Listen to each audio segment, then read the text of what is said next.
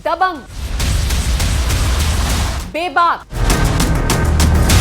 धाकड़, निडर, अपराधियों को मिट्टी में मिलाने वाले, बुलडोजर एनकाउंटर नीति से माफियाओं की हालत खस्ता करने वाले मुख्यमंत्री का जिक्र हो तो जहन में बस एक ही नाम आता है, योगी आदित्यनाथ का। यूपी के मुखिया योगी ने पिछले 6 सालों में प्रदेश का कायाकल्प कर दिया है। उनके कार्यकाल के बचे हुए 4 सालों में और कितना बदलाव होगा, इसका अनुमान लगा पाना भी मुश्किल है। जरा बताइए, किसने सोचा था कि माफियाओं के साम्राज्य को उखाड़ फेंका जाएगा? किसने सोचा था कि एक चौराहे पर क्राइम होगा और अगले चौराहे पर अपराधी पुलिस गिरफ्त में होगा? किसने सोचा था कि बहन बेटियों को परेशान करने वाले को ऐसी सजा दी जाएगी कि उसकी 7 पुश्तें हिल जाएंगी? अरे, जिन गुंडों बदमाशों को पिछली सरकारें संरक्षण देती आई थी, उन पर एक्शन लेना तो दूर, आंख उठाने भर से डरती थी, उनका नामो निशान सीएम योगी ने मिटा दिया। सीएम योगी का काम इतना दमदार, इतना शानदार है कि हर कोई उनकी तारीफ करता नजर आता है। मध्य प्रदेश के सीएम शिवराज और असम के सीएम हिमंता तो यूपी की तर्ज पर अपने अपने राज्यों में ताबड़तोड़ फैसले ले रही हैं। खैर, योगी के काम के अंदाज के साथ साथ वो जिस तरह से अपने कान में कुंडल पहनते हैं, इसकी भी खूब चर्चा होती है।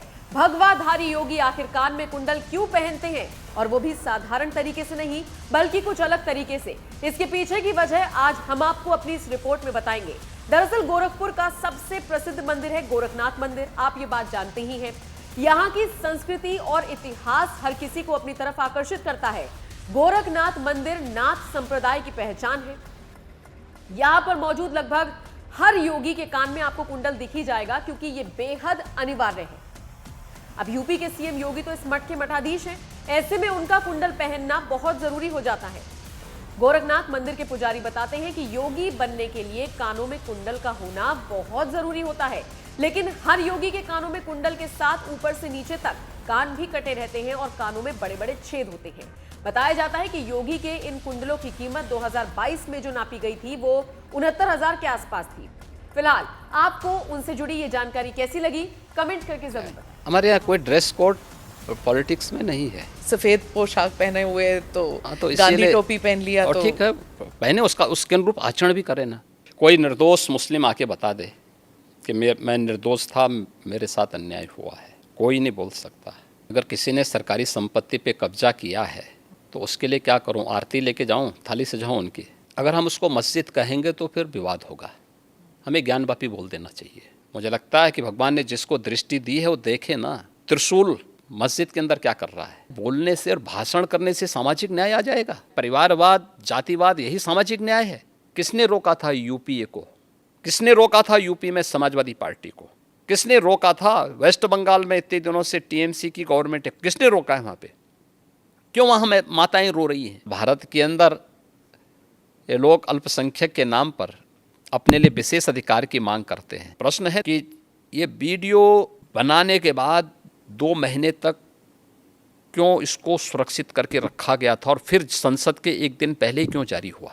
दोस्तों को कांटा बोलने वाला व्यक्ति कभी उसके ऊपर पुष्प की वर्षा नहीं होती है। आज जो पाकिस्तान में हो रहा है उसके कर्मों का फल है ये। Nation first. अगर देश में किसी को रहना है तो उसको राष्ट्र को सर्वोपरि मानना होगा, अपने मत और मजहब को नहीं। मीडिया के रिपोर्टर के रूप में अगर आप तुलना करें तो महर्षि नारद ही थे।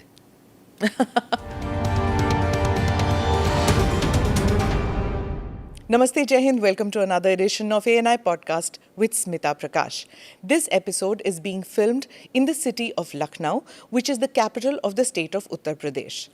Before I introduce my guest, I'm going to give you a quote from a bestseller book, The Monk Who Sold His Ferrari. According to this book, the secret to happiness is very simple. Find out what you love doing and then direct your energies towards that. My guest today did exactly that. He's a monk who found a purpose beyond divine pursuit. Yogi Adityanath is the 2-time Chief Minister of Uttar Pradesh, the state whose population is more than that of France, Germany and UK combined. With a population of 230 million, making up 17% of India's population, UP would be the world's 6th largest country by population if it were a real country. A state that was considered one of the most backward in India for over 100 years. A state that sent indentured laborers to British colonies when India was under colonial rule. Yet, it's also the state from where independent India got 9 of her prime ministers. Yogi Adityanath, the two-term chief minister of the state, is a monk who wears his Hindu identity with pride. He's been pilloried for being majoritarian and riding roughshod with Muslims who constitute 19% of the population of Uttar Pradesh. For those viewers not familiar with Yogi Adityanath's political beginnings, Yogi ji ने 1996 में महंत अवैधनाथ के लिए चुनाव प्रचार शुरू किया।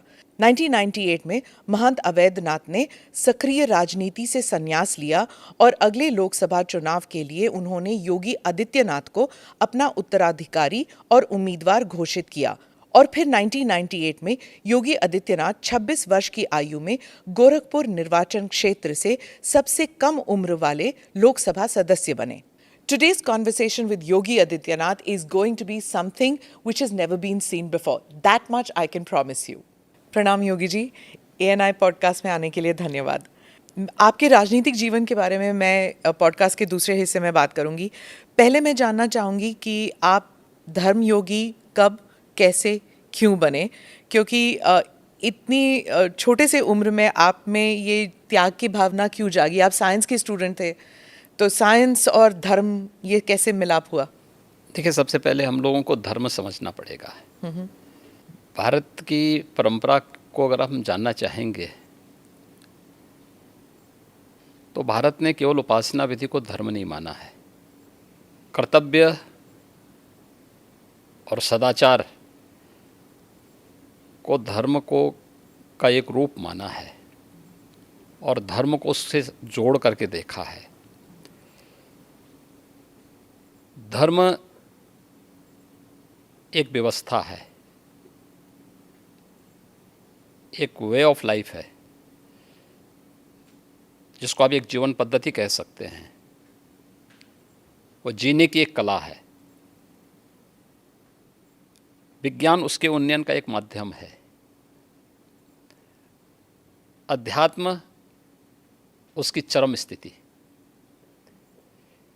यानी science उसका एक बहुत छोटा सा पार्ट है। हम जब भौतिक दृष्टि से देखते हैं तो साइंस का एक अन्वेषण होता है, एक एक्सपेरिमेंट हो जाता है। लेकिन जब चेतना का विस्तार हम करेंगे तो चेतना का वह विस्तार अध्यात्म की एक नई ऊंचाइयों तक पहुंचाएगा, जहां पे व्यक्ति किसी कार्य का केवल सृष्टा ही नहीं बनेगा बल्कि उसका दृष्टा भी बन सकता है। और यही वैदिक ऋषियों ने किया था जी। इसलिए स्वाभाविक रूप से एक सीमित क्षेत्र और एक सीमित भूमिका के साथ आगे जाने के बजाय उसमें स्वयं प्रवेश करके देखो क्या है, तो बहुत कुछ देखने को मिल रहा है। तो उन चीज़ों को लेकर के इसलिए मैंने अध्यात्म का सहारा लिया और उससे आगे बढ़ कर के